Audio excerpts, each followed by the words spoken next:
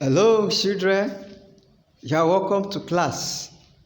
Today, we'll be using associative property to subtract from three-digit numbers and verify solution with addition. That is, today, we've been subtracting three-digit numbers. Then, we will now check if our answer is correct by what? Doing addition. Now, let's get started. Beginning with an application problem, Maria made 60 cupcakes for the school bake sale. She sold 28 cupcakes on the first day. How many cupcakes did she have left? So what we're expected to do here, we have to subtract the 28 cupcakes she sold the first day from the total cupcakes made. And that will give us 32 cupcakes. 32 cupcakes are left. So let's continue with our subtraction using this associative property. Find the difference and give a number sentence. We have 5 yellow cubes. At the bottom we have 8 cubes consisting of 5 yellow cube and 3 red cube. So what is the difference? The difference there is 3. What if you now add 1 extra cube to the 2 cube? From the picture there,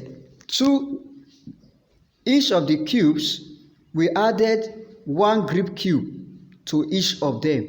The first cube at the top, we added 1 cube to it, a green cube, and the other cube at the bottom, we added green cube also. So we added 1 to both cube.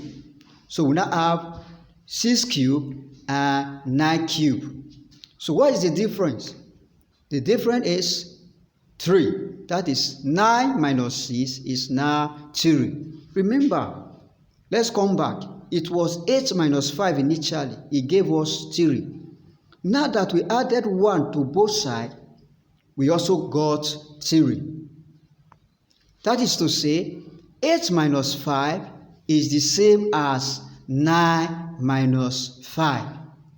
8 minus 5 is the same as 9 minus 6 rather. 8 minus 5 is the same as 9 minus 6. Both of them will give us 3. Okay, what about this now? 7 minus 3 is 4. We added 1 cube to both now. It's now 8 minus 4. It still gives us 4. So, adding 1 cube to both sides does not stop us from getting our answer. Initially, it was 7 minus 3. Now, we now added 1 to both cubes. We still got the same answer.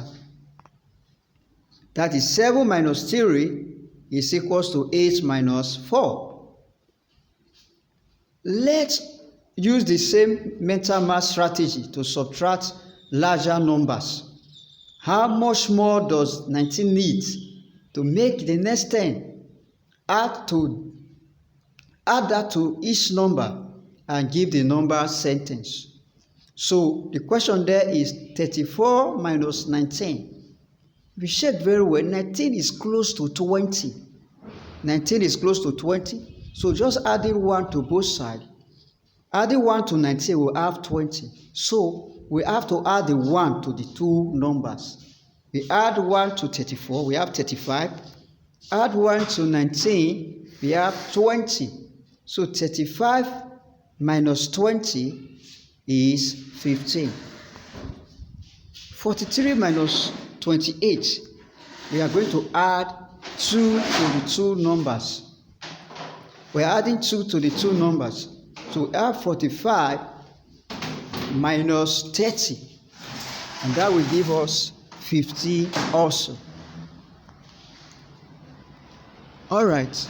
The next one is 52 minus 29. 52 minus 29. 29 is close to 30. So we just add 1 to those sides. Add 1 to 29. So we have 53 minus 30. 53 minus 30, which will give us 23. Alright, let's try another problem. We have 230 minus 180. So 180, if you check very well, is close to multiple of 100. It's close to 200. So therefore, how many does 180 need to make this 200? It needs 20. So we are going to add the 20 to the two numbers. Adding 20 to 230, we will have 250. Adding 20 to 180, we have 200. So let's subtract it now. 250 minus 200 will give us 50. Now to check if our answer is correct, we add up 50. We add 50 and 200. We'll get 250 back. Alright, you can try this now. 330 minus 280. Which of this number is close to a multiple of 100? 280 is closer to a multiple of 100. All we have to do is to add 20 to 280. If we add 20 to 280, we have 300. So therefore, we are going to add the 20 to the two sides. If we add the 20 to the two sides, we now have 350 minus 300. The same thing applied, the same principle applied to the other numbers below. I know you can try this and you can get your answer. The number I am taking away is really close to 200. How much more do I need to add to make 200? What is the number we're talking about?